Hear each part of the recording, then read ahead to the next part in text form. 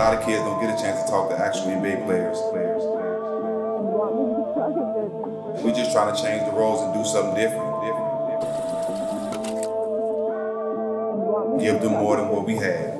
How does it feel to be black? The ball is secondary. Walk away from this place with something. Apply some of the stuff in their life, help the next person. You all have made it now to the birth of the movement. Go on the back of the bus. I need that seat now. It make me mad. That's how I feel to be black. It's not quite March, but that doesn't mean the fun of college basketball has to wait. DraftKings Sportsbook, America's top-rated sportsbook app, is giving all new players a chance at $100 cash. New customers can bet $1 on any team to hit a three-pointer in any basketball game this week. If your team makes it rain, you cash $100. That's right. All it takes is one three-pointer being hit by your chosen team, and then you could turn that $1 into $100, just like that. This offer won't be around forever, so head to the App Store now. Download the DraftKings Sportsbook app and get into all the action. And if basketball isn't for you, DraftKings Sportsbook has the daily odds on hockey, soccer, and so much more. DraftKings has paid out over $7 billion to its customers since 2012, so they know a thing or two about big paydays. Download the DraftKings Sportsbook app now and use the promo code SMOKE to get your shot to turn $1 into $100 when you bet on any team to hit a three-pointer in any basketball game this week. That's promo code SMOKE for new customers to get a shot at 100-to-1 odds on any basketball team to hit a three-point shot, only on DraftKings Sportsbook. Eligibility restrictions apply. See DraftKings.com for more details.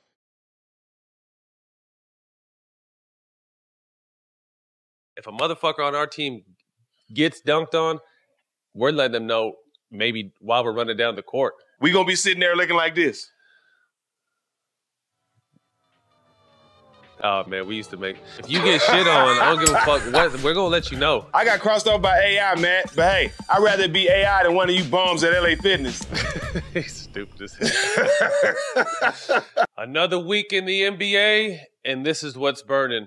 Jack, what's the best strategy for the Lakers moving forward? Lost 2 games in a row, which to me is not a big deal.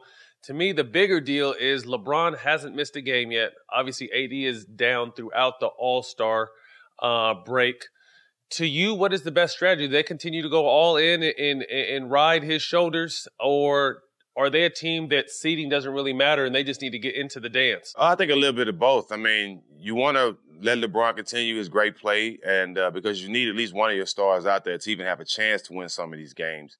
And they've been having a number of guys. You know, Schroeder's been down as well, but there's no way you can replace AD. You can try to bring in guys and try to fill in the void with 2 or 3 guys, but it's hard, you know, missing AD. He's such a great player, such a big part of what they do. I don't think it's anything they can do but try to get him healthy, because at the end of the day, a championship is this goal for this team, and the championship is not feasible without the AD. So all they need to be doing is worrying about getting him healthy and see what can happen. Yeah, I mean, does LeBron James hit walls? I know a lot of other human beings hit walls. Last game statistically was his worst shooting game from the field. I want to say he was like 7 for 21 and 1 for 8 from the three-point line, but it was still like a 19-9-9 game. That's one thing about him and AD. Like, their bad games are still at almost double-doubles, you know? And I think another thing that's important to say, and this is why I kind of had AD, although he hasn't had that type of season, at the top of the the MVP conversation early on, because I knew how important he was to this team. If you take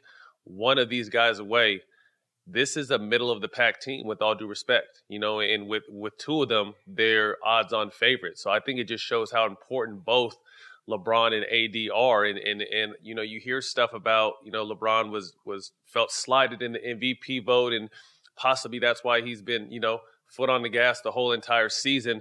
But, you know, in my opinion, year 18, there's nothing to prove. Obviously, he should have had more MVPs in his pocket. This year is most likely going to be an MVP opportunity. He's at the top of the list.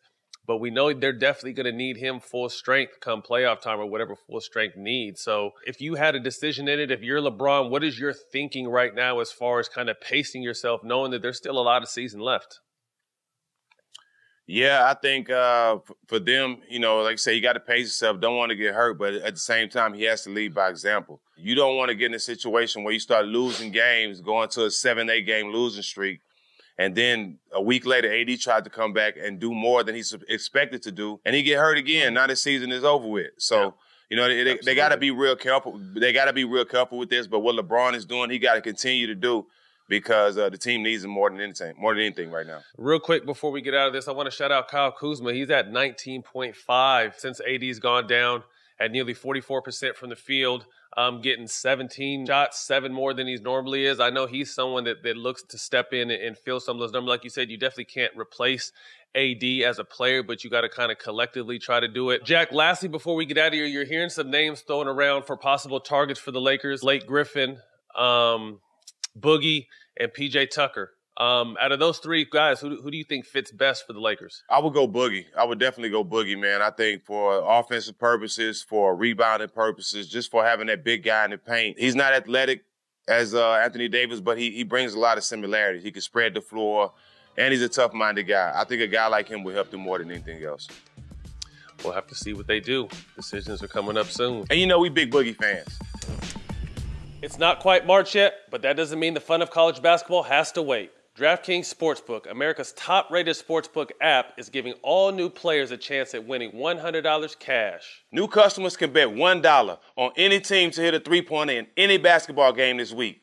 If your team makes it rain, you cash in $100. That's right. All it takes is one three-point shot being hit by your chosen team, and you can turn that $1 into $100 just like that. Jack, we ran this promo last week. I saw a bunch of games, and I saw a lot of three-pointers hit. This seems like easy money to me. It is easy money. The game has changed, and it's a lot of threes going on, so they need to place their bet.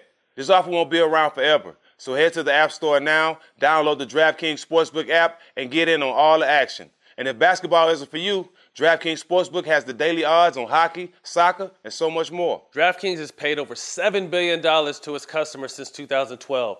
So they know a thing or two about big paydays. Download the DraftKings Sportsbook app now and use the promo code SMOKE to get your shot to turn $1 into $100 when you bet on any team to hit a three-pointer in any basketball game this week. That's right. Promo code SMOKE for new customers to get a shot at 100-to-1 odds on any basketball team to hit a three-point shot. Only on DraftKings Sportsbook. Eligibility restrictions apply. See DraftKings.com for more details.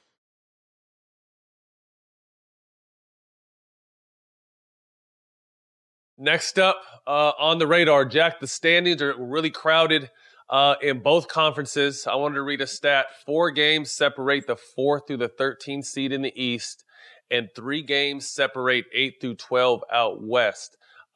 It's heavy. I think the play-in tournament is going to be exciting because of this reason. Who do you think in the Eastern Conference has a chance to distance themselves and really make a statement in the conference? Because like I said, it's pretty up for grabs once you start looking at number 4 down. I'm a realist. It don't matter anyway. Because, you know, Brooklyn and Philadelphia are going to be the 2 teams at the end, to my opinion. But look, check this out though, Matt. But if any teams that can make some noise and get out of this and get in the playoffs and make some serious noise, it's Boston and Miami. Miami has a lot of experience, and they tend to thrive when the game slows down. They play better when the game slows down. Boston has been there. They got 2 young stars that they can turn around at any moment. You got to watch these 2 teams because they can get up out of that and make some noise. But at the end of the day, it's about Brooklyn and Philly to me anyway. I think it definitely is about Brooklyn and Philly, and I agree with the Celtics. I think they've hit a small wall heading into the break. But you got to remember back when we played, these are like the dog days right now. This is like how January used to be for us, where we get all excited for the Christmas games. Then January's slow and long as fuck, and some teams lose their mental focus. So I think Boston will be all right. I think they'll regain form post All-Star break. But instead of Miami, I think it's going to be the Raptors. The Raptors are hot right now. Fred VanVleet is playing on another level.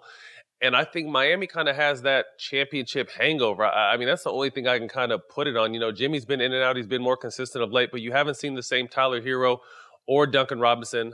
Bam's having a great season. But to me, I think it seems like Miami is stuck in the mud. I agree with you that, you know, after watching what Brooklyn does without KD, how they came and swept the Pacific Division, they're scary to me. But again, right there too is Philly with Embiid playing at an MVP level. But I like the Celtics and the Raptors to also make noise in that conference. On the Western side, it's Warriors, Grizzlies, Mavs, Pelicans, Kings. So I think that would be a fun little run right there with, you know, 7 through 10 playing to get in. You know, the Warriors are tough because if Steph Curry's not on the court, That's probably the worst offensive team in the league. The Grizzlies are up and down with a young team. Luka's starting to turn it on. He's been hot. We'll talk about him later. The Pelicans are tough, man, and Zion is not getting enough credit for the shit he's doing night in, night out. And then Sacramento, to me, is too unpredictable. Obviously, I love what De'Aaron Fox and some of their younger guys are doing, but they're too unpredictable for me. In the Western Conference, thoughts on kind of that 7 through 10 space to get in the playoff tournament? Yeah, Golden State and Dallas are scary, man. Luka and Steph, no telling what they can do.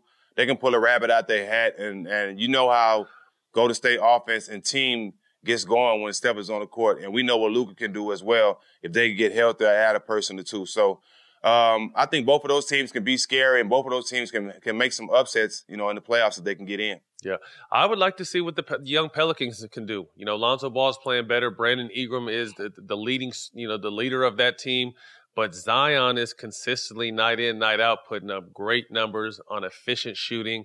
And the way he fucking ran over Tristan Thompson the other day looked like me running over the Twins down in the paint. The shit was in. And Tristan Thompson is strong. You know what I mean? Zion walked through that grown-ass man and put him on his ass and got an and-1. So I'm kind of excited to see what these young Pelicans can possibly do if they sneak in the dance. Question, do you feel like the home court advantage is gone now because arenas are empty? On odds, I want to say the home team nearly win during the regular circumstances, 56 through 57% of home games. Now it's down to right at 52-ish. Is the home court advantage, obviously, with the lack of fans, gone? Kinda. I mean, it's to me, it's a different feeling, and certain players can make a shot when you make a shot in the fourth quarter when you have 30,000 screaming. It's a totally different game. And some of your best shooters in NBA history, Matt, can make them in the first three quarters, but they can't make them in the fourth quarter because the game is tight. So, and the noise in the stadium. So, I definitely think that, the crowd matters, but at this point, you know what I mean? It should, when you're the home team, you should be more comfortable anyway because you're sleeping in your own bed. You're coming home. You're coming to the game from family, a good vibe most of the time. but I think for the most part, the guys at home should always be more comfortable, and not having fans in the stadium, I think the home team definitely has the advantage. Well, that might be the problem. They might be a little too comfortable right now because to me, it's a coin flip. To me, it's just like playing AAU. Whatever gym you in, whoever plays the best is going to win because that crowd ain't there for you no more. You can make the fake noise and you can have 1,000 people in there, but when you're used to having 30,000 in that motherfucker, it's a lot different. So right now, it's just to me, it's whoever comes out and plays harder is going to win no matter where you're at. On the week ahead, Jack, we got a big primetime game Saturday. Mavs versus Nets. We know how well the Nets are playing. We'll touch on them after this. But first, I want to touch on the Mavs and them finally finding their footing. Luka's hot over they've won 4 out of 5 their last games. Luka's at nearly 37, 8, 9.5, shooting 58% from the field, 52 from the three. But more importantly, too, is KP has found some time and rhythm on the court at nearly 23 points, 8.5 rebounds, and shooting 50 and 41% respectively from the three. Dallas has the number one offense over the last week that pulls them up still to the middle of the pack, but they've been hot of late. I think after what they did in the bubble, how good Luka was, all the hype at the preseason, I think it's finally starting to shake off and the dust is starting to clear, and we're starting to see the team that we thought this team was supposed to be the whole entire season. Yeah, we know they're dangerous. We know Luka's dangerous, and we know this team only goes as far as Luka. I think KP is a big part of this team, but I don't think he's the leader, and I think he really has to pick up his role on this team. He's Robin to Batman, but at the same time, he has to become a more dominant Robin instead of just being in the shadows. In order for this team to get the success that Rick Carlisle won, I'm pretty sure that the players want. But this team can be scary. Like I said, man, Luka knows he's a dominant player. We all know he can take over games. And if his supporting cast picks it up and picks their level up to his level, then maybe we'll see this team make some what's the word I'm looking for, Matt? Some noise. Upsets. Well, I mean, if you think about it, kind of thinking ahead, if Dallas sneaks in the 8th and Utah stays at a 1, there's no clear-cut favorite. I mean, as great as Utah's playing, we know what Luka can do in the playoffs. This Utah team hasn't really done much in the playoffs. There could be an upset brewing right there. But like I said, glad to see him find his footing and the team kind of find some chemistry because there's a lot of high expectations on them early on. No one's saying that going to go to the finals or anything, but it's just good to see where they're at. I still feel like they need a big piece to go with that, and I completely agree. KP has to step up his robbing efforts. Moving along, Harden and what he's been doing for the Nets since he's really kind of starting to find what his position is on this team. They swept the Pacific Division this last week, won 4 straight without KD. Kyrie has handed over the keys to James as far as who's the point and who's the two, which I thought was very important for not only them, but for the kind of the rest of the team to have an understanding. Mm-hmm. This team is fucking scary, bro. And like I said, KD was on the sideline last night, but it's just amazing to see James go on a 6 to 10 point run. And then he just passes the ball over to Kyrie real quick, and Kyrie can give you 12 quick ones. And then they both can really pass. Like, Kyrie's not a pass first guy. But if you watch last night's game, he has some dimes. And then we all know how creative James is with the ball. What do you think about this Nets? I mean, we both picked them to go to the finals before James. They're starting to find their chemistry as a team. They're talking about bringing some people in. We'll talk about that in a second. But thoughts on this team and James's ability to kind of adapt to what his role needs to be for this team to be the best they can be. That's just a testament to how good James Harden is. He have a lot of aspects to his game, but we all know him as a scorer. When we've seen him be one of the top guys in assisting in the league, but he has become a complete point guard. He is a complete point guard in this league, and not only that, his defense has picked up knowing that he's guarding a lot of these guards. So, I mean, I'm not surprised, honestly, with the way James is playing and the impact he's had on Brooklyn. He's one of the best players in the league. It was a lot going on at the beginning of the season, but one thing we all knew, that James is going to make any team he got to better, and now that he was Brooklyn, he's made them the clear favorites. His true shooting percentage is at 66%, which would be a career high. And he's at 11.7 assists a game. So this team is fun to watch, man. Like I said, we had them early on. James kind of stamped that. KD is in the process of getting better. Let's talk about, some pieces. Everyone kind of feels like they're, a frontline piece away from really, really solidifying that team. You're hearing Andre Drummond, JaVale McGee, Boogie Cousins. Out of those 3 guys, what guy do you think fits best over in Brooklyn? I like Boogie. I even like JaVale McGee. Where's Fareed?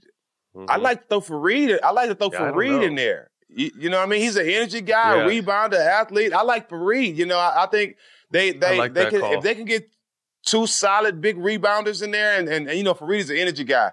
You know what I'm saying? Mm-hmm. Jeff Green just went down, so we don't know how long he's going to be down. Bringing Fareed in or somebody like that, along with one of those big men, that's definitely what they need. But I guarantee you, Matt, if they can add a solid big man that can catch and finish, it's gonna be a lot of trouble. See, the way they play is kind of weird because Draymond, it starts a little further back, but Draymond played the center position so well at what is that motherfucker 6'4.5".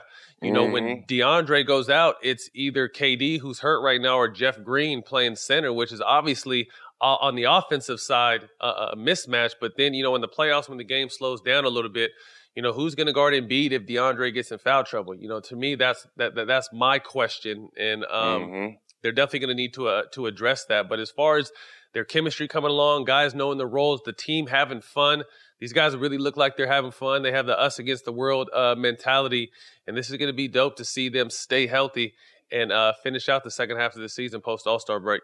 Fan questions. These questions have been, I see some of these questions on our IG when we post them, and some of these shits are crazy. But, we picked out some of the ones our team has liked. So let's get right to it. Ant_Green. What's the locker room like after the game when a teammate gets posterized or your teammate posterized the opponent? Well, just let me say this. If you get dunked on, dunked on and you in the locker room with me and Matt, just know, when you get in the locker room, we going to be sitting there looking like this. Oh, man, we used to make keep it real. Hey, sometimes it doesn't even wait to the locker room. It could be a timeout. It could be any situation. It could be halftime. If you get shit on, I don't give a fuck what. We're going to let you know. And I think, on the flip side, that's one of the things that kind of keeps people from going hard now. I kind of see in this era is the social memes. These social media memes. You get dunked on now. Imagine what Barron did to Karolinko was during the social media era. You know what I mean? Or some of the shit, or me tripping over the 3-point line was in the social media era. You know what I mean? Like, shit like that is crazy. And I think kids these days don't want to be a meme. So I think it's a little less, it's a longer topic, but a little less energy on the defensive end. But yeah, to answer your question, if a motherfucker on our team gets dunked on, we're letting them know maybe while we're running down the court. I got crossed off by AI, Matt, but hey, I'd rather be AI than one of you bums at LA Fitness. He's stupid as hell. Next fan question. At Time with Lady Froston, what's y'all take on how flopping impacts the game? And how do you think today's game/players are compared to the era before? Flopping, I don't like flopping. I think we've stated this several times. But you just got to give credit because that's where the game is now. And last night was a perfect example. I think it cost the Clippers the game. Kawhi going down the middle with time running down, and James sold the fuck out of a push-off, and they called an offensive foul. And initially looking at it, you see him play like, oh, damn, maybe he did push off. But then when you're able to see the replay, he definitely exaggerated a little bit, and it cost the Clippers the game. So I'm not a fan of flopping by any means. But, like I said, we got to adjust, and hats off, I guess, to guys that have mastered that because it's in the NBA now, and I don't think it's going anywhere. Well, I'm gonna go a little further with it, Matt. We definitely hated flopping. One, flopping shows that you don't care about defense and you can't guard nobody. That's a cop-out. Two, it says a lot about the referees that they don't have no basketball experience by keep blowing these whistles when these guys flopping. It's easy to see from players watching the game that it's a flop, but the referees that never played basketball, they sitting right there and can't get it right. So you got to give credit to the players who selling it, but referees, y'all need to watch games or play basketball before you become a referee so you can be familiar with these situations. Speaking of referees, they've been on some bullshit lately. They ejected J.J. Redick yesterday for throwing like a spin bounce pass back to the ref, ejected Draymond down the stretch, and although sometimes as players we got to keep our cool, these refs got to have to keep their cool more than that, and it's been ridiculous to see some of these bullshit ass calls they make that determine outcomes of games. And then later the NBA in their 2-minute report says, oh, well, this ref, most of the time they try to really side with them. But when it's so fucking blatant they can't, in the 2-minute report, they'll admit the ref was wrong. But what does that do? The team has lost the game. I think we need to be more transparent with our refs. We need to be able to see, what they score what their stats are. Because they're judged just like we are. Our stats are open to the world. Why can't we see what these judges or these referees, grade cards are like, or when they fuck up and do something wrong, how come they're not fined or suspended? I think there needs to be more transparency when it comes to referees because they're determining outcomes of games, and particularly in this season where, every game means a lot more. These refs are out here fucking the game up. Referees, if any of you hear this, just realize no one comes to the game to watch y'all. They come to watch the fucking players. The sign of a good refereed game is to know that you're not even there. Just keep that in mind. And then look, who's critiquing the players, Matt? Then this goes back to what I just said. What you just said is the same thing. When JJ spunt the ball, if you play basketball, you know how that ball's going to spin. Every basketball player spunt that ball like that to his teammate.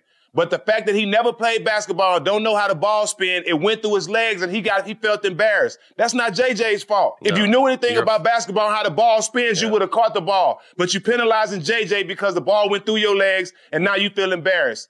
Be more familiar with the game instead of just blowing a whistle. Clown. Next up, at Long Lopes, best locker room story from the We Believe days. Damn, good question. Oh, my God. Where can we start? We want to save some for the documentary. I'll just start with this one, Matt. We're all in the locker room getting ready for a big game. And we were warned. We were definitely warned that this guy. Oh, yeah, by David Stern. No. We were definitely warned. Something else? Yeah, this is something else. I know what you're talking about, though. Yeah, I know what you're talking about. That shit was dope. Hey, we were warned that this character was showing up to the game today, right? So we were totally warned. So we got to the game early enough to to be there when he arrived. So Baron Davis told us that Wild Wild West Baron was showing up to the game. So we didn't know. This is on my birthday. I think this is your birthday. We had no idea who Wild Wild West Baron was. I've never met him. Oh, shit. He shows up to the game. Cowboy hat, the brooch, the Spurs, the boots, Yep. the whole nine, walked in the locker room and just stood there for about 5 minutes in the middle of Wranglers. the locker room. Yeah, this shit was unfucking believable.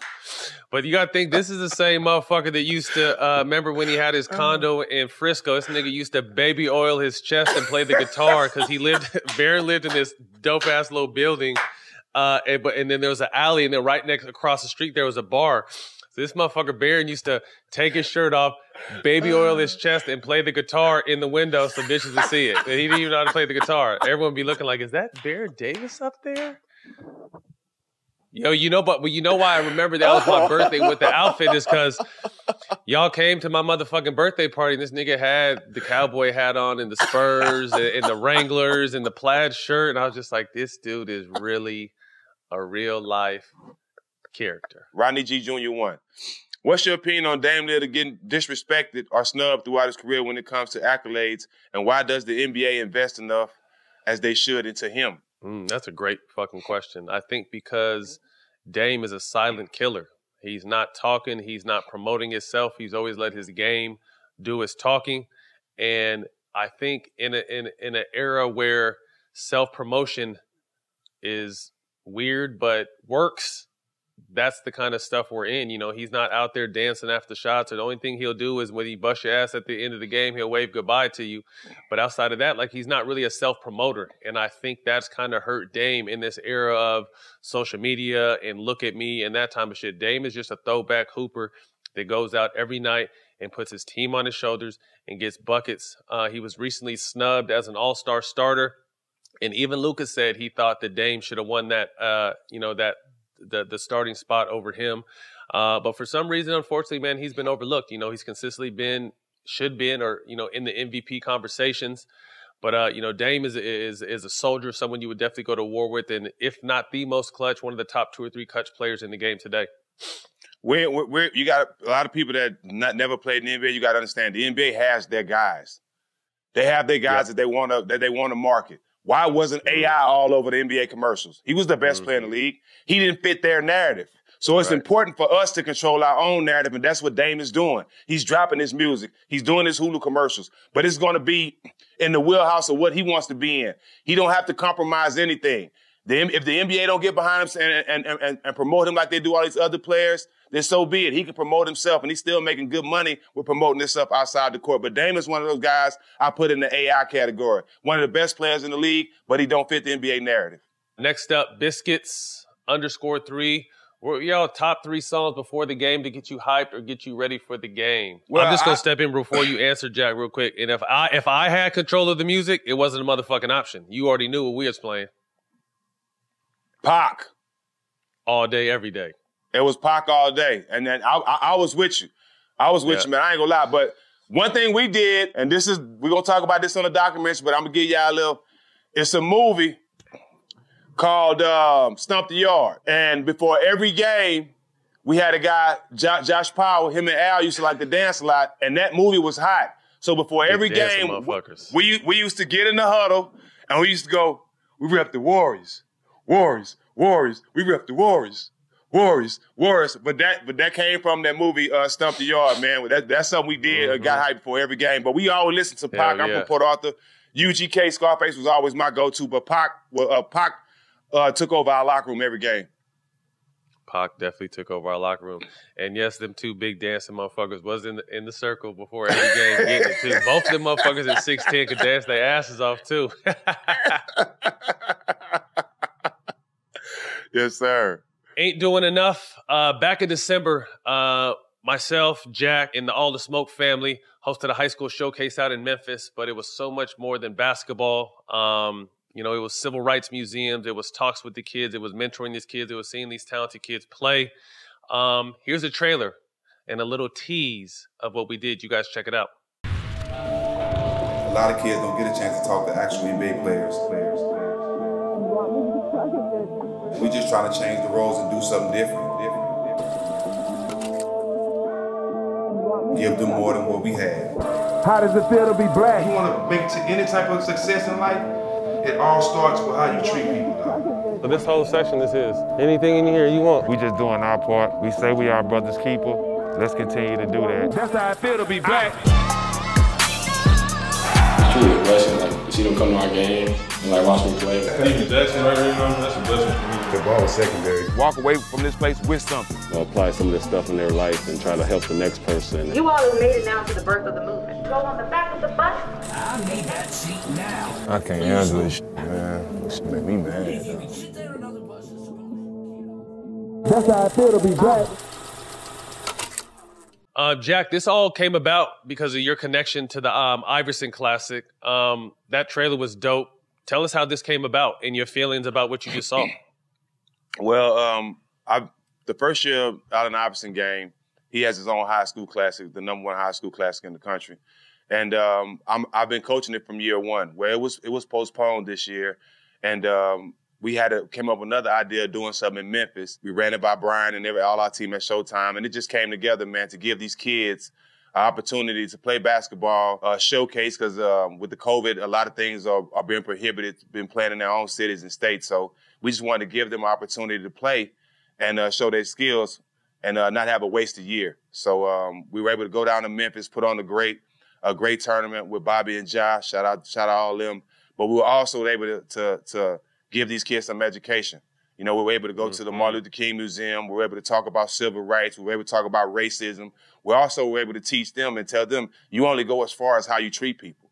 You know, a lot of things like that. If you plan on treating people like shit, then plan on your life being shit. But if you treat them like heaven, then plan on your life being heaven. And that's just how it goes. So a lot of things we were able to talk to these kids about, and not just about basketball, and to able to take them to the Martin Luther King Museum. You know, you know me, man, I was in tears the whole time. So I hope they got something out of it. And we're just doing something new, man, trying to change the mold. And I'm just thankful that you and Showtime were able to be there with me to make this come true. Yeah, it was definitely a dope experience. Shout out Showtime. Shout out everybody you shouted out.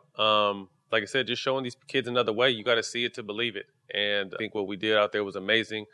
The Lorraine Hotel experience, the Civil Rights Museum, you know, it was my second time there, but still learned so much more. It was just a great experience to see that although we've come a long way, we definitely still have a long way to go. So I'm excited for you guys to see it. Check out Ain't Doing Enough Thursday, the 25th, and see what me and Jack's journey was like down there in Memphis. Winding down the show, let's get to our quick hitters. Jack, Raptors are hot over the last 3 weeks, 7-3. Over that span, their defense is the #1 rated defense in the league. 6 guys in double figures. Can the Toronto Raptors make some noise? I just said earlier in the show, like, they were my pick instead of Miami to possibly make some noise outside of the 2 big dogs in the East. Thoughts on the Raptors? Well, they have the experience. You know, we just wondered who was going to step up. And Van Vliet's been playing well. You know, he stepped into that role as a scorer, the go-to guy. But I love the way Norman Powell has picked up and become his Batman. Yeah, we all know Kyle Lowry is the pit bull on that team. But Norman Powell, he's been balling, bro. He's picked up his game on offense and defense. He's been the guy guarding the star guy on the other team. And I think the way he's picked up his scoring and he just picked up his just total play is the reason why this team's been winning. They needed another guy, and Norman Powell stepped up to be that guy. Yeah, Norman Powell's definitely stepped up. Siakam, I think, you know, people understand that, you know, Siakam shined in that year to the finals because Kawhi was the guy that everyone keyed on. When you're the top guy on the scouting report, as Siakam is now, it takes a little bit of time because they're focused on your every move. So I think he's starting to understand the pressure of being the #1 guy on that team. Then Van Vliet has definitely stepped up and done his job. And then, like you said, Norman Powell, young Bruin at nearly 23 points a game over this last 3-week span. And then, you know, they got their general and their leader, Kyle Lowry. So this team has the experience. And let's also keep in mind, they were the team that had to go to Tampa Bay, if I'm not mistaken, and play their season because of restrictions due to COVID. So, you know, they've had to endure a lot, and I think they're starting to find their footing. You get hot at the right time. That's what Miami did. They got hot at the right time. They're starting to find their footing going into All-Star break, which is great, and I'm excited to see what this team can do the second half of the season because, like you said, they definitely have the experience, and going into the playoffs, that's what you need. Jack, we may have witnessed the dunk of the year the other night with Anthony Edwards. Did to that boy on Toronto. Should have been illegal, non-playing. But this kid has really picked up his game over the last 8 games at nearly 17 points a game, 5 rebounds, 4 assists. D'Angelo Russell, who is the leader of the team, outside of Cat, has been out a majority of that time, and this kid has really stepped his game up. First thoughts on that dunk, which was crazy, but the way this kid is playing, I definitely think he's worked his way back into the Rookie of the Year conversation. Oh, hold on, excuse me. I got some breaking news. Anthony Edwards has just been released from jail for attempted murder. They just let him out. He just made bond. They just let him out. So he should play tonight. Not guilty. He should play tonight. Yeah, it was self-defense. My God, bro. I mean, that's probably one of the best dunks I've ever seen in my life, bro. Like you said, you talking about dreaming. I had dreams of jumping that high. But then again, Matt, I live in Georgia. Right. So I've seen him do this a lot in the last couple of years, bro. And this kid is definitely an athlete, man. I think he's just getting started. You're gonna see a lot of dunks, a lot of finishes like that from this kid, man. He's the most athletic kid that I've seen come into the league like this, man. This kid is special, bro. So, I mean, I love what this kid's been doing. I think he's definitely played his way back into the Rookie of the Year conversation, with him at nearly 17 a game over the last 8. LaMelo, since he's been inserted in that starting lineup, he's at about 20 points a game. Both these kids are playing great, and it's going to come down to the wire for this Rookie of the Year, and it could come down to whoever has their team sitting in a better position. So it's going to be fun to watch, but, love what we're seeing with this kid, and like we both agree, this kid is just scratching the surface. The best is definitely yet to come. Jack, Boogie and the Rockets have decided to part ways. Team's 0-7 since Christian Wood has went down with that ankle injury. This situation with Boogie is tough because he's getting healthy, but he's still not himself.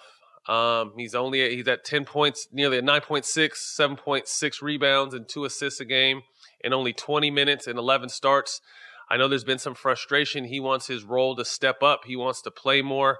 What are your thoughts on first the Boogie situation with Coach Silas, and then we'll talk about potential suitors for Boogie? Yeah, I mean, Christian Wood falling, going out the lineup, it definitely hurt them. I think they complemented each other. He was able to be that center. He can't move as much as he used to. So being able to catch the ball and block and have a forward that can spread the floor, even he's still shooting threes, but having a forward that can spread the floor made him that dominant center again. But just not getting the opportunity, and not being able to get the looks and the minutes that you want, it can be frustrating at times. But I understand what Steve Silas is doing. Going young, trying to build for the future. You have John Wall, you have Oladipo, you have Christian Wood. You have a lot of young stars that you can build around. I think Boogie needs to go to a team that's contending for a championship, somewhere like Brooklyn, somewhere like LA, where he can go in and just play his role. But at the same time, he has to understand too, there's different strokes for different folks. There's different situations now that you've been injured a lot. You got to go into every situation with an open mind.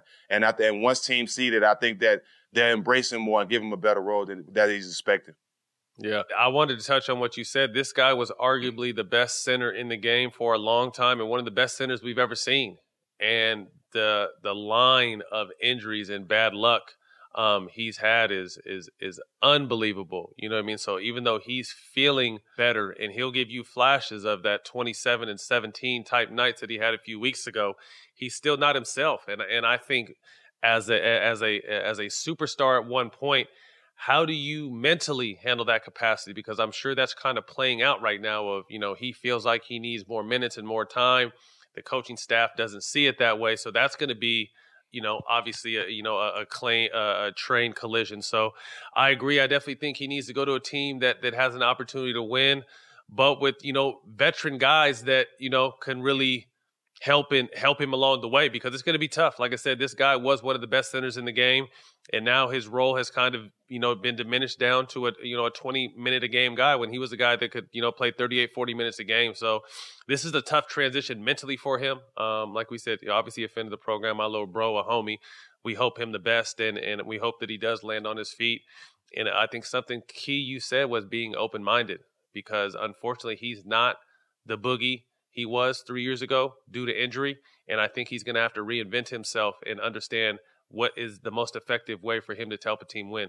Wolves decided to fire Ryan Saunders after getting off to a 7-24 record, which is tough because, Cat being in and out of the lineup, I think Cat's only played 11 out of the 31 games. But even with that said, what was more interesting to me was the Damian Lillard tweet. And I'm going to read it right here. He says, "How the hell do you not hire David Vanderpool?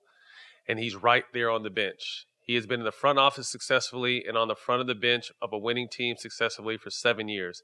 And he also played a major role in developing a dominant backcourt.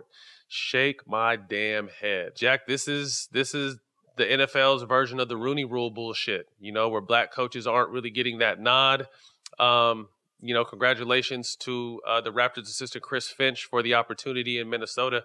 But I think Dame tweeted what a lot of us are thinking. You got a first assistant sitting right there, battle-tested, waiting for his opportunity, and you go somewhere else to get a head coach. Decisions like this from front offices are probably the reason why Minnesota's team ain't shit. This is why a lot of teams don't win, Matt. This is why a lot of teams don't have success, because you have guys like Vanderpool. He's just like Bernie Bickerstaff. When we played, it's always coaches. It's a lot of coaches that players like us, Matt, whether they coach us or not. Before the game, we speak at half court. They come say, what's up? You're doing good. This is what you need to do in your game, Coaches we respect, guys that's played the game. Vanderpool is one of those guys that fall in there with Bernie Bickerstaff, with Ty Lue, these coaches that have been around for a while who we look up to. So I understand Dame Lillard's frustration, because I'm frustrated, because he should have a job. What more can he do? What more does he have to do? He's the assistant head coach on the team, and you bring in somebody else? Like you can't be more disrespectful to that. And I think for players like Dame Lillard and other players, they need to start speaking up for guys like that, because these are guys that we want to be coached by. These are the guys that we want to learn from. These are the guys that paid the dues and belong to be head coaches. And we got to start fighting for these guys, because we got to remember, they were once players too. Minnesota kind of has a low-key track record of doing this. Sam Mitchell replaced the great Flip Saunders after he had passed as head coach. And instead of giving Sam a real run, they bring Ryan Saunders in, with Sam's, coach of the year underneath his belt. Didn't really get a shot there. So this is a pattern in Minnesota, but not only Minnesota. This is a pattern around professional sports. People hire people who look like them, which is crazy, because like you said, these guys have definitely paid their dues. And today it's more about relating to players than anything else. It's such a player-driven league now that if you can't relate to players, you're not going to have a long time in this league. And I'm not saying that's what happened to Ryan Saunders, but I'm saying in Dame's words, being able to give Vanderpool a chance. He's a player's guy that players look up to, players respect. Similar to the Ty Lue situation, where T. Lue was that cool dude that everyone talked to and respected, and now he's got another opportunity with the Clippers, and as the Clippers playing well. So this is just an unfortunate situation that happens too often, not only in the NBA, but across sports as a whole. And something, like you said, needs to be addressed. It needs to be called out. We need to continue to call these teams out on their bullshit and biased views on hiring front office people and head coaches. And Ryan Saunders is one of my guys. I got to send him a shout out, man. When I first got to Minnesota, the first person from the NBA or in the basketball world that reached out to me was Ryan Saunders. So he'll forever be my guy, and I got to send him a shout out, and I appreciate him reaching out to me. Yeah, definitely. I'm sure he'll land on his feet. A young coach, really young. They had a list the other day. There's like 14 players or 15 players that are older than him in the NBA right now, but he's young. He'll land on his feet. But, hopefully David Vanderpool will get a look one of these days from a team. What's Burning is available every Monday on Showtime Basketball YouTube. And follow us on Twitter at Show Basketball. Peace.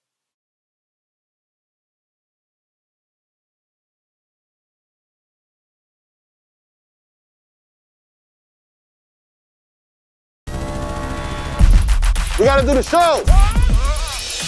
Get out of here, get out! You guys killed it. You're stupid. Stop. Somebody's bougie. Y'all look crazy. Congratulations, gentlemen. Y'all blew up.